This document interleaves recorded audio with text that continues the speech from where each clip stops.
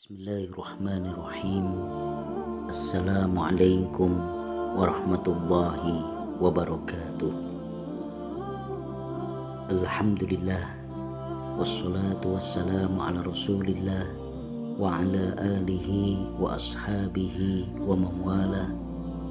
Wa qad qala Allah ta'ala fi kitabihil karim, a'udhu billahi minasyaitonir rajim.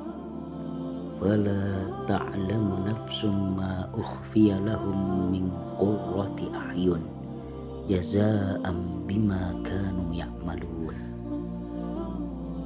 Wa qala Rasulullah sallallahu alaihi wasallam, qala Allah tabaraka wa ta'ala, a'dadtu li'ibadis salihin ma la 'ainun ra'at wa la udhunun sami'at wa la khatara 'ala qalbi bashar. Amma ba'd, ibadallah, para hamba Allah, di malam bulan Ramadan yang penuh dengan berkah ini, sebelum kita terbuai dengan mimpi-mimpi, marilah sejenak kita tafakkuri kehidupan yang abadi yang pasti akan kita jalani. Marilah sejenak kita pulang ke kampung akhirat. Ibadallah, para hamba Allah, betapa besarnya kenikmatan surga, betapa dahsyatnya kenikmatan itu hingga sulit untuk digambarkan oleh manusia karena keterbatasan pikiran dan alam khayal yang dimiliki oleh mereka, sehingga mereka tidak mampu untuk menggambarkan kenikmatan surga karena di dunia ini tidak ada yang semisal dengannya.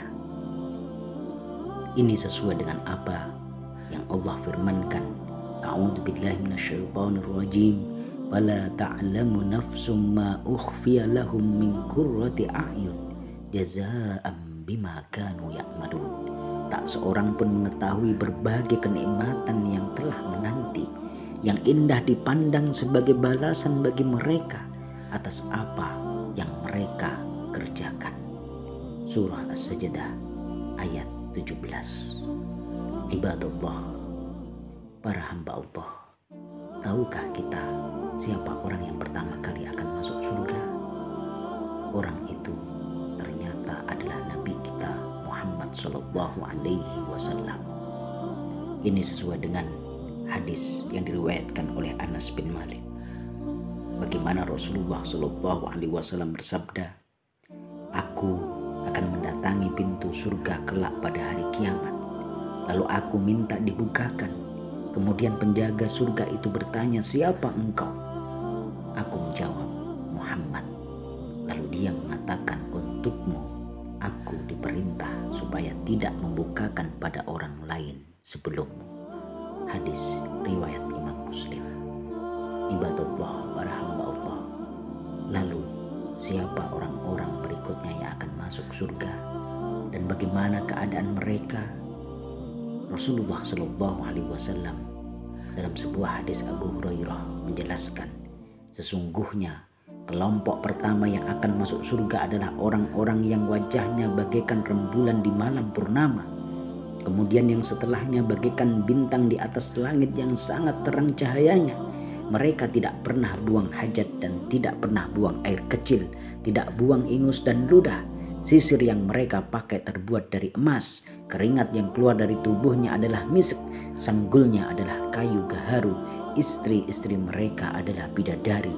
Mereka diciptakan di atas satu orang dengan paras bapak mereka yaitu Adam alaihissalam sepanjang 60 dhira menjulang ke langit.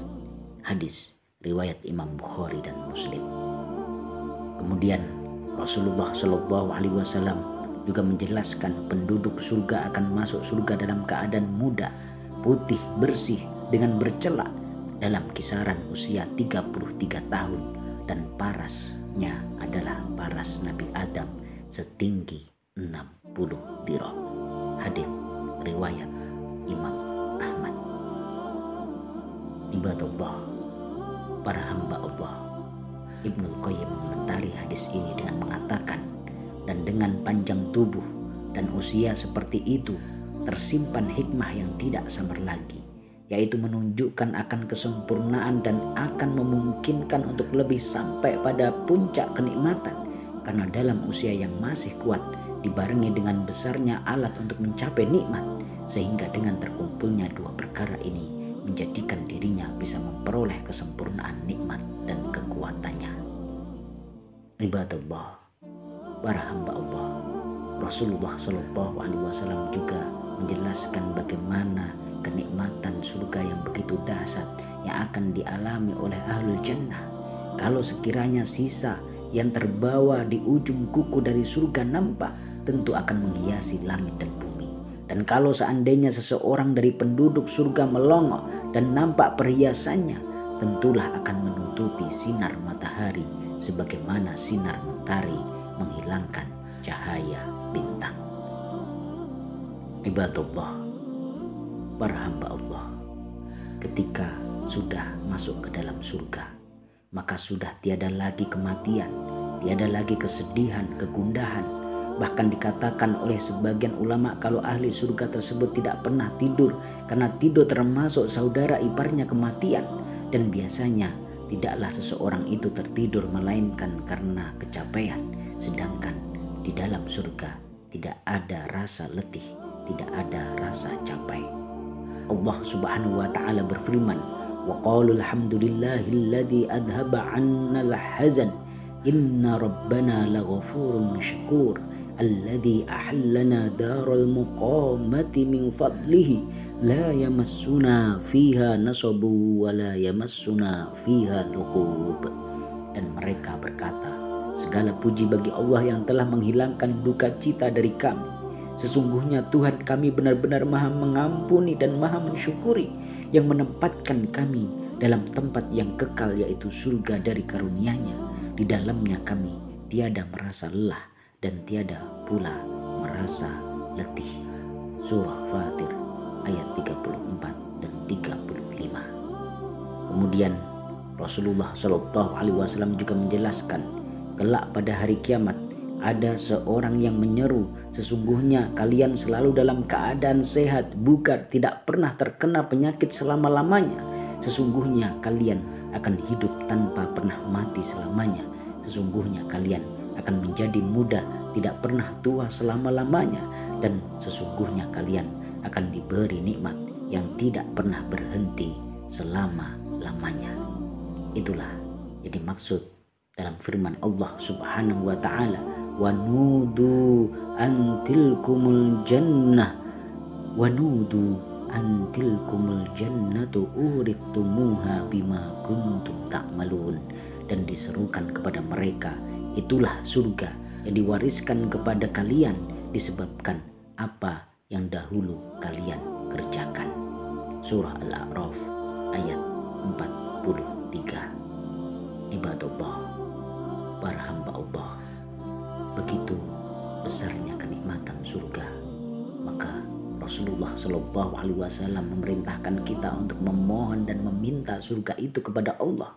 Bahkan Rasulullah Shallallahu Alaihi Wasallam menyuruh kita untuk meminta surga Firdaus, surga yang paling tinggi, surga yang paling indah.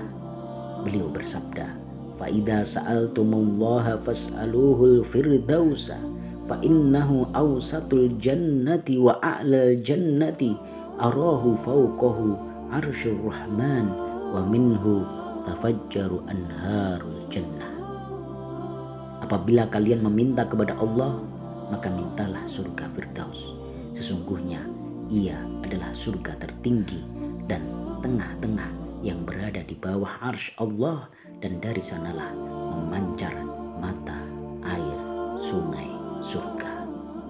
Ibadallah, para hamba Allah, di malam yang penuh berkah yang begitu mahal di bulan Ramadan ini, marilah tak henti-hentinya kita meminta kepada Allah Subhanahu wa taala agar Allah mengkaruniakan kepada kita surganya, agar Allah memberikan kepada kita Jannatul Firdausil A'la, surga Firdaus yang paling tinggi, yang paling indah, yang paling nikmat, agar Allah Subhanahu wa taala memasukkan kita ke surga bersama orang-orang yang pertama kali masuk surga, setelah Rasulullah Shallallahu Alaihi Wasallam.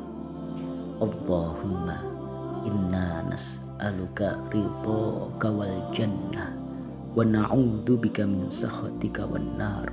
Allahumma inna nas'aluka ridhaka wal jannah wa na'udzubika min sakhatika wan nar. Allahumma inna nas'aluka ridhaka wal jannah wa na'udzubika min sakhatika wan nar. Allahumma inna nas'alukal firdausil a'la.